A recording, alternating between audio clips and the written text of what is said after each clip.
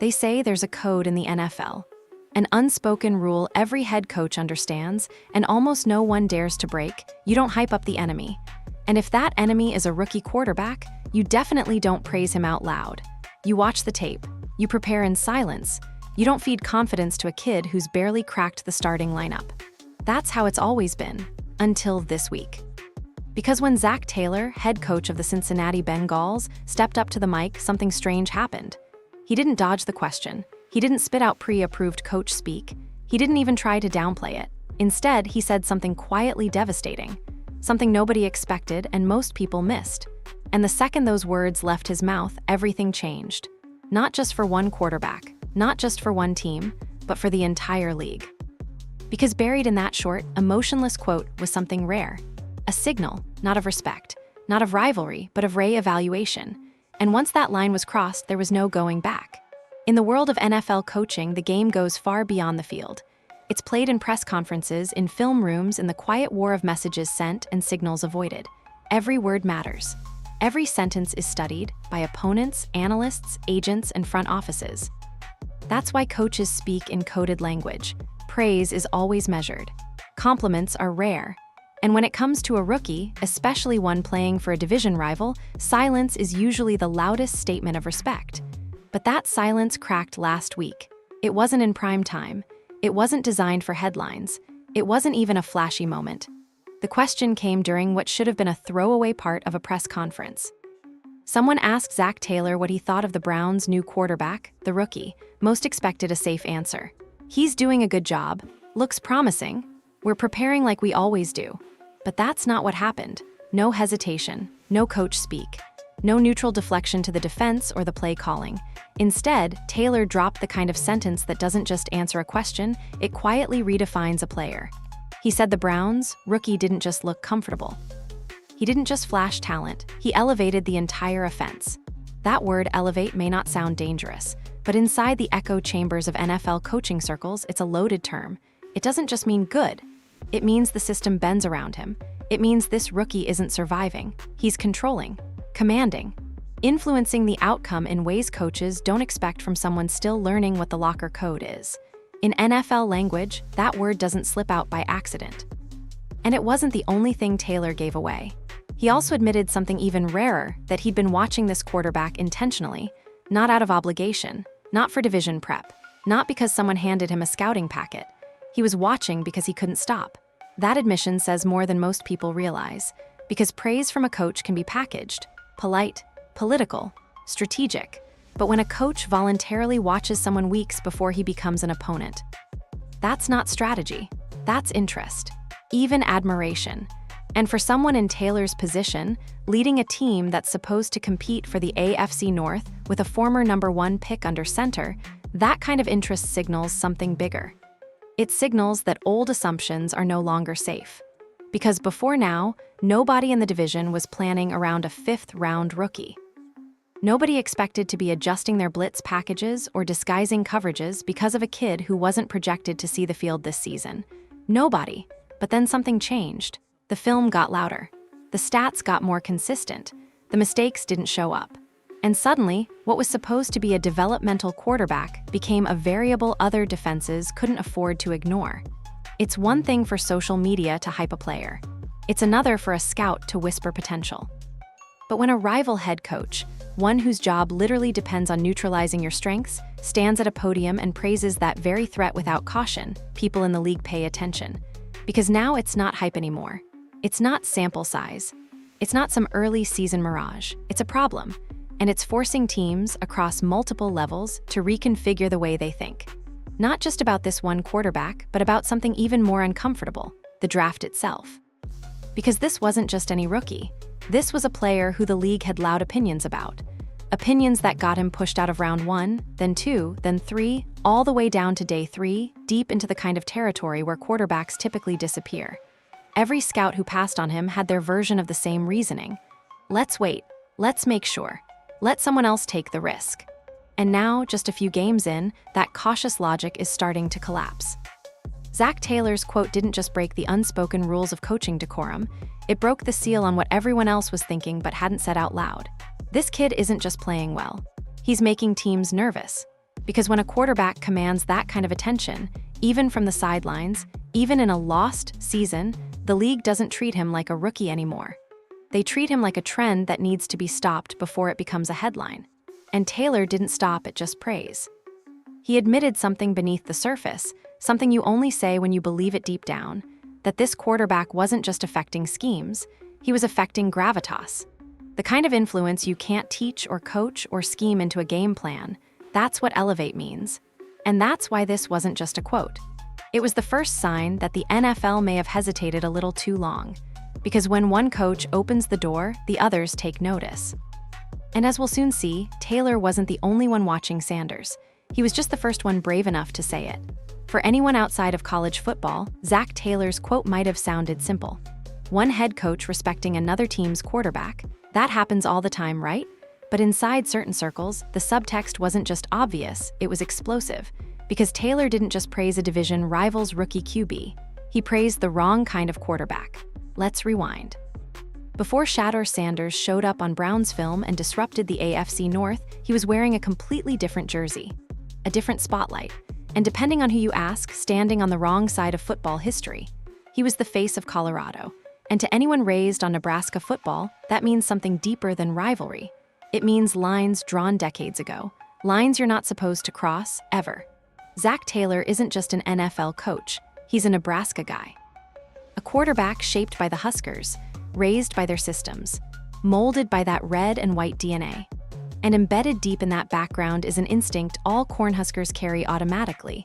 You don't watch Colorado, you don't root for Colorado, and you definitely don't respect Colorado, especially not publicly. You ignore them, you downplay them. Even if they win, you don't flinch. Because Colorado versus Nebraska wasn't football, it was personal, it was history written in bruises. In packed stadiums and bitter losses. In family cookouts where crossing that line could start an argument faster than politics ever could. This wasn't the kind of rivalry where fans switch sides once they graduate. This was tribal, inherited. And for people like Taylor, who not only lived it but played in it, watching Deion Sanders build a spectacle in Boulder wasn't entertainment. It was discomfort, especially when it started working. When Colorado kicked off their season in 2023, most of the country expected noise, not results. Hype sells tickets, flash sells headlines, but wins, that wasn't supposed to happen, especially not with a team led by a mid-round QB and a lightning rod head coach. But then something weird happened. People, including Taylor, kept tuning in, not out of curiosity, not for nostalgia, because they couldn't look away from what Shedeur was doing on the field. Every week it was another test and another answer, not always pretty, but undeniable.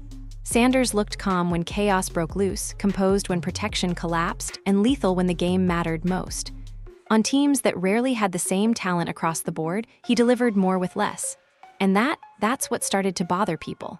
Not the flash, not the watch, not the swagger, but the substance, because it wasn't supposed to work. But it was. And even Husker loyalists, whether they admitted it or not, started doing something most didn't feel good about. They started watching Colorado. They didn't cheer. They didn't switch allegiances, but they watched just enough to hate it properly. And the longer they watched, the harder the hate got to hold onto, because you can only deny gravity for so long. And Shadore Sanders had gravity, even in the enemy's colors.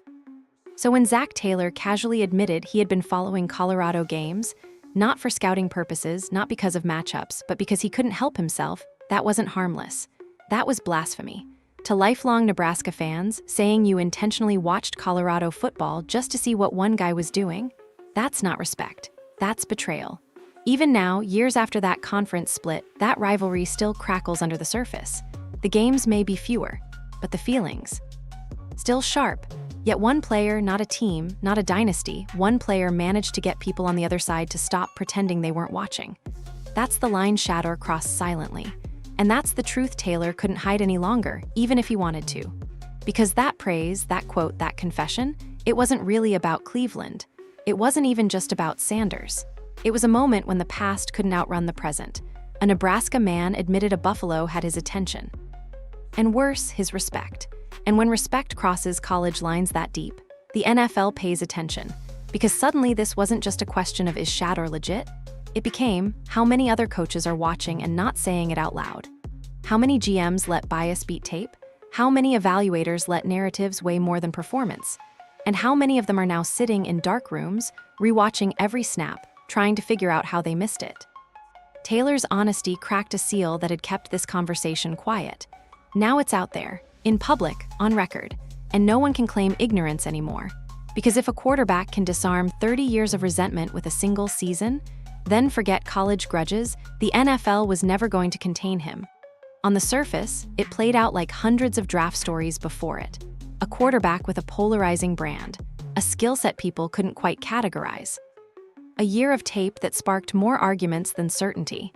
He walked into the draft process surrounded by opinions but lacking consensus. And when the picks started rolling in, his phone stayed quiet. Not because his film was bad, not because he'd failed an interview, but because the NFL wasn't ready yet. Teams had their reasons, or so they said. The usual language flooded the airwaves. System quarterback, stat stuffer, questions about translation, even the classic fallback, developmental upside. Code words, every single one of them, and then came the waiting.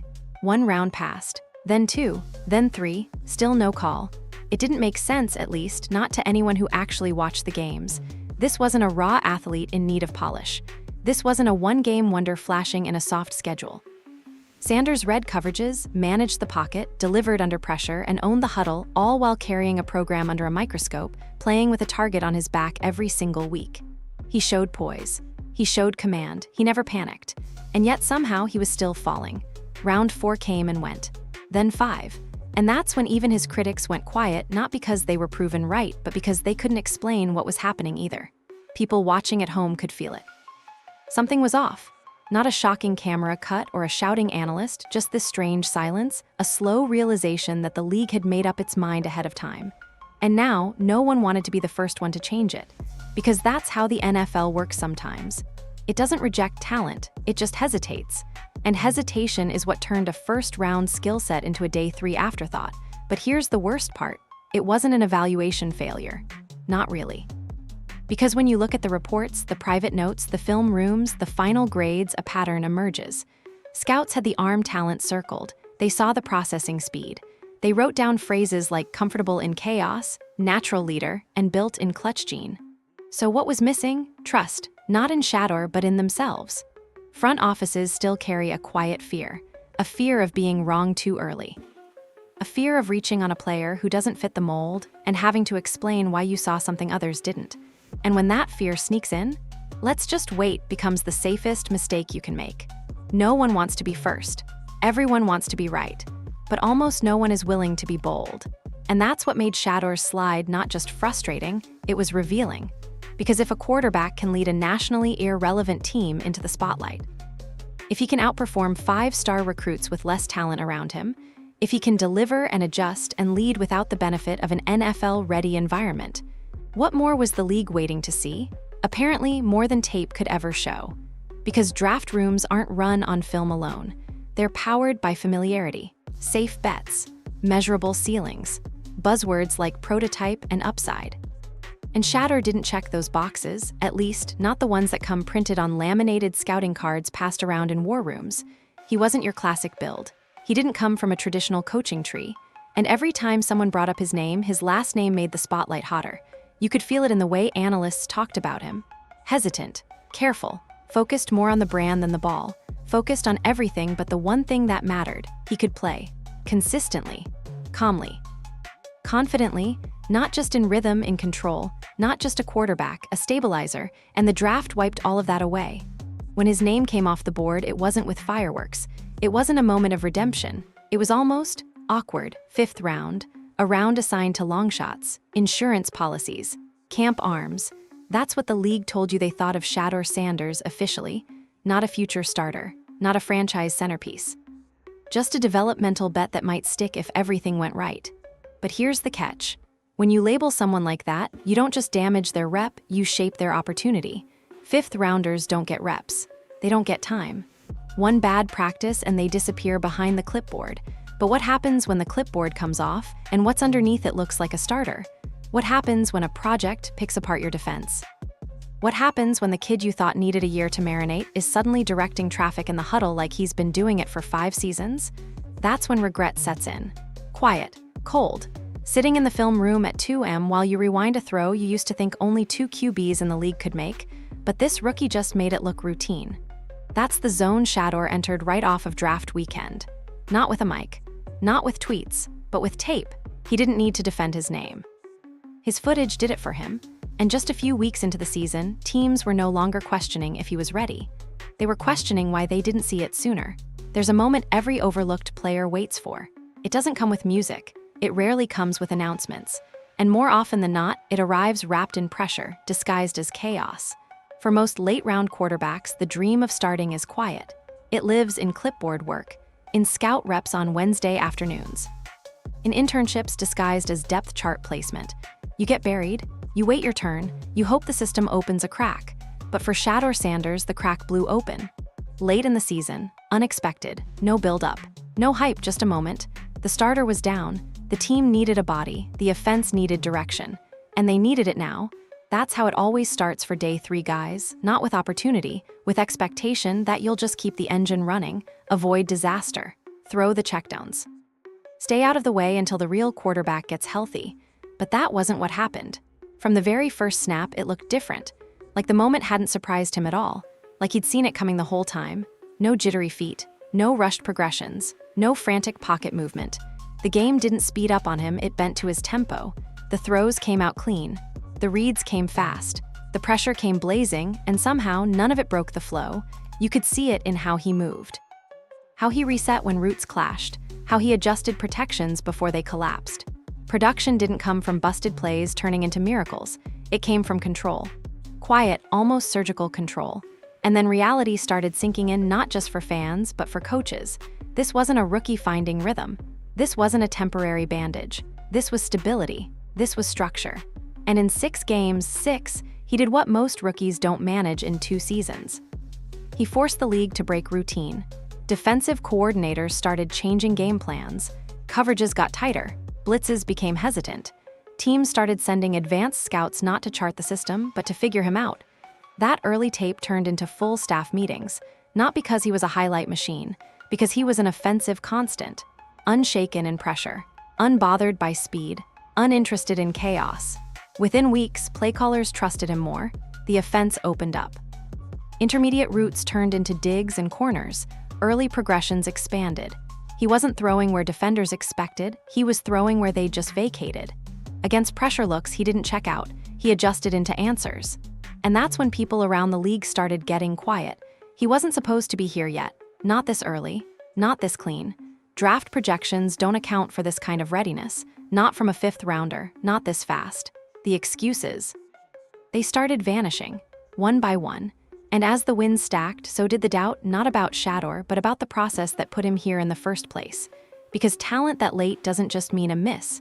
It means an entire scouting structure failed to see something that was right there on film. And still, it wasn't the numbers that told the story. It was the lack of disaster. 2-minute drills didn't collapse. 3rd downs didn't become panic throws. When things broke, he didn't freeze, he recalibrated and moved forward. That's what defensive coaches hate most. Quarterbacks who stay calm. Because when pressure fails to rattle someone, your entire structure gets questioned. Every disguise, every checkpoint, every aggressive alignment suddenly feels like a liability. And Shadore didn't just avoid mistakes. He identified opportunity while under pressure. That's what separates temporary excitement from real, long-term threat. The league saw it unfolding in real time. Game by game, that developmental tag looked ridiculous. And inside that Browns locker room, they felt something stronger than buzz. They felt belief. Not because of his stats, not because of a viral throw, because of presence. He took command of moments rookies usually run away from. The team began shifting toward him like gravity. Receivers extended plays. Linemen leaned harder into protection calls. Supporters became believers. And most of that happened off camera, in meetings, in walkthroughs, in the way a huddle quiets when the right voice is under center. Coaches don't script that. That's not taught, it's earned. And the other teams, the ones who passed on him, started to feel it from the outside. He wasn't just a nice day 3 story. He was lifting the offense, extending drives, controlling tempo, beating teams designed to expose rookies. Not surviving, directing. That's what flipped the conversation. What started as an emergency fill-in became a genuine dilemma for everyone else. Because now, Defensive coordinators were running into a problem that wasn't supposed to exist. He didn't blink. No matter the down, the pressure, or the expectation. And if this was what he looked like with no preparation, with no tailored offense, then the worst-case scenario for every team outside Cleveland was becoming very real. What happens when you give him an offseason? What happens when the playbook is built around him? What happens when he's the plan? The answer isn't just uncomfortable, it might be unstoppable. And that's where everything starts to shift. Because belief is one thing, readiness, that changes everything. It didn't happen under the stadium lights. There were no camera flashes, no viral tweets, no mic'd-up sideline moments where everything suddenly flipped. What changed everything for Shadore Sanders didn't happen on Sundays. It happened on Wednesdays. In the huddle in practice, in walkthroughs when the cameras were off and the pressure was internal, that's where belief grew. And once it started, it moved faster than most people realize. Not because he forced it, because he didn't need to. Veterans in the NFL have seen every flavor of potential. They've worked with promising rookies before. They've heard the speeches, seen the highlight throws, dealt with the future star headlines. None of that matters. What matters is who shows up when things go off script. And when things did go off script for Cleveland, the pressure, the lineup shifts, the playbook thinning out, Shadore stayed calm. Every time. He didn't flinch when protections failed. He didn't sulk when a receiver dropped the third down conversion. He didn't throw his hands in the air or look to the sideline for help. He reset, got back in the huddle, ran the next play, that's it. But veterans see that. They notice. And slowly, without any official announcement, the tone in the locker room started to shift. The way receivers finished routes, a little sharper. The communication before the snap, cleaner, quieter. The way offensive linemen tilted their heads when he stepped behind center, more focused. You can't fake that. Players only follow when they believe. And belief isn't built on hype or leadership quotes. It's built on behavior. And the behavior was consistent. Every rep, every read, every tough decision. He didn't just play the position. He made others trust that their effort wouldn't go to waste. That if you made your block, if you ran the route right, drilled your spacing, the ball would come. On time, where it needed to be. Efficiency builds loyalty. And loyalty in a locker room, that's dynamite. Even the language started changing subtly but definitively. It wasn't, he made a great throw. It was, we had a perfect drive. Those little pronouns matter, because he is temporary. We means something is taking root. By the time Dylan Sampson, one of the team's most respected voices, spoke to the media, the message wasn't glowing praise. It was calm observations. He's just operating. Steady, takes charge, we trust him. No hyperbole, no theatrics, just confirmation that the team had already decided something the media hadn't caught yet. This wasn't a rookie quarterback getting reps. This was a leader stepping up without asking for permission. And then there's the test most young quarterbacks quietly fail: responsibility. When mistakes happen, rookies usually deflect. They overcorrect. They blame the route, the call, the look. It's human nature. Survival instinct. Shadore didn't do that. From game one, he absorbed the hits, physical and verbal. He took blame even when it wasn't entirely on him. And that friction point? That's the gap between guys who get along in a locker room and guys who change one. Because the truth is, nobody cares what step on the ladder you were drafted from. Once you're in the huddle, once you're calling audibles, moving protections, controlling pace, you either lead or you don't. Doesn't matter if you were the #1 pick or the 199th. And Shedeur, he led. Silently. Naturally. Every rep was a vote cast by teammates, and the results came in fast. Even the coaching staff, though polite for the cameras, started leaning in. The playbook flattened. Adjustments came earlier in the week. Check packages were modified. Sequencing changed based on his feedback. Not in a cute, let's help our rookie way. In a he sees it, so let's follow it way. When that dynamic shifts, everything does. Because now you're not managing a quarterback, you're collaborating with one. And everything in the NFL is built on that alignment. Once the locker room believes and the staff believes, the front office has to follow. They can't afford not to. That's when the questions stop being about the quarterbacks on the bench or the ones in the draft. The conversation shifts permanently to how do we build around him? That pivot is subtle but seismic. From what can he do, to what do we need to give him? From let's see how he develops, to how do we protect our investment? Those shifts don't come from breakout games. They come from the spaces in between. The 45 minutes in team meetings. The 10-yard completions on 3rd and 7, the hard count that catches a veteran linebacker jumping. The audible that creates a red zone mismatch. All the quiet, unsexy details that separate quarterbacks who flash from quarterbacks who stick. And Shadore didn't just flash, he stuck. Word spread. Veterans backing him in film sessions. Coordinators adjusting sequences. And all of it coming not from pressure placed on his shoulders, but from trust earned beneath them. No Instagram clip could capture that, but every teammate felt it. And once that happens, you can't undo it. This isn't about proving yourself anymore. It's about proving the team right for believing in you, even when no one else did. It didn't happen in January. It didn't come under playoff lights or divisional hype. What changed the conversation around Shadore Sanders came during a game most fans had already tuned out of, because on paper, it didn't matter. The Cleveland Browns weren't playing for seeding. The Tennessee Titans weren't pulling headlines. The stakes were invisible to casual viewers. But inside front offices, this game changed the timeline, because what started as developmental reps turned into something nobody could ignore. From the opening drive, the tone was off. Not rookie QB trying to survive, off. But the offense looked sharper than usual, off. Passes weren't bouncing short. They weren't panic checkdowns or rollout throws to get him comfortable. They were layered, deliberate, intermediate windows, vertical shots, unapologetic reads. Drive after drive, pass after pass, Shedeur didn't just run the offense, he expanded it. The number that surfaced later, 364 yards, looks like a box score stat. The number itself isn't what mattered. It was how it happened. No garbage time gift. No busted coverage miracle. No trick plays. Just sustained, repeatable execution. The quarterback didn't get lucky. He took over. He beat the coverage, beat the disguise, beat the blitz, again and again and again. Mistakes came like they always do, but he didn't spiral, didn't unravel. No desperate deep shots, no forced hero ball.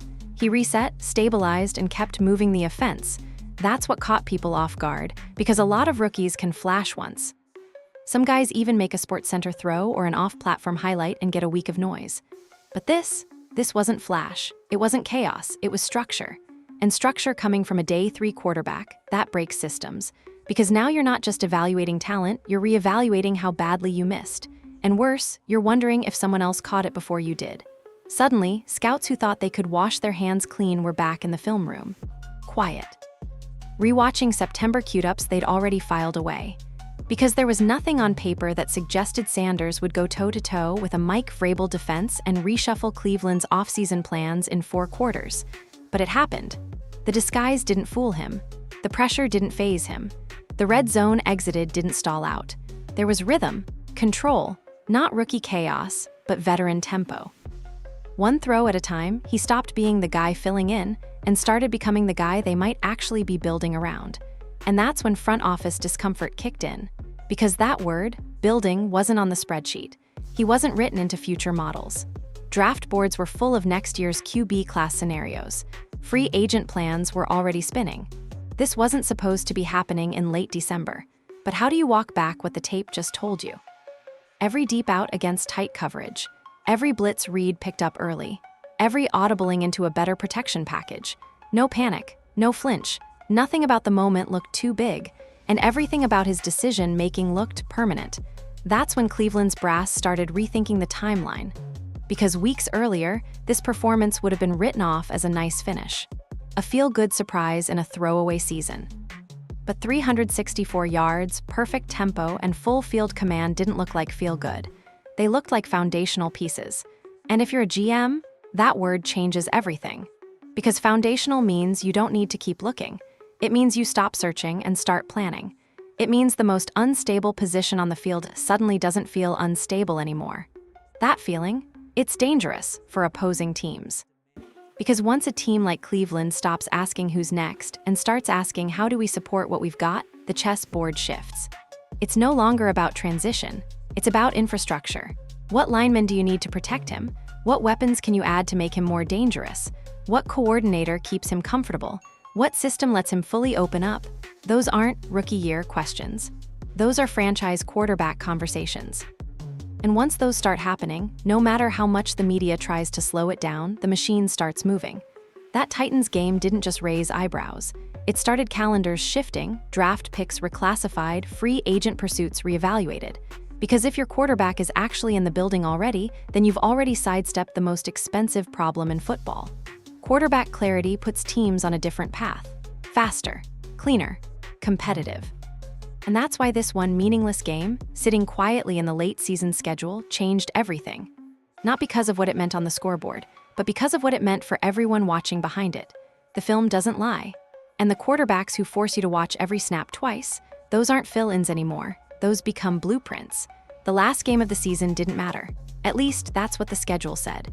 No playoff implications, no wild card drama, no national spotlight. The average viewer would have called it a throwaway, the kind of week where starters rest, analysts clock out early, and rosters play loose for one more Sunday before off-season meetings take over. But inside the Browns facility, everyone knew better. This wasn't a send-off. This wasn't a formality.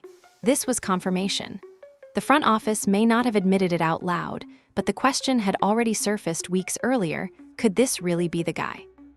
And one more game, just one more, could tell them everything they needed to know. This wasn't about numbers. It wasn't about winning.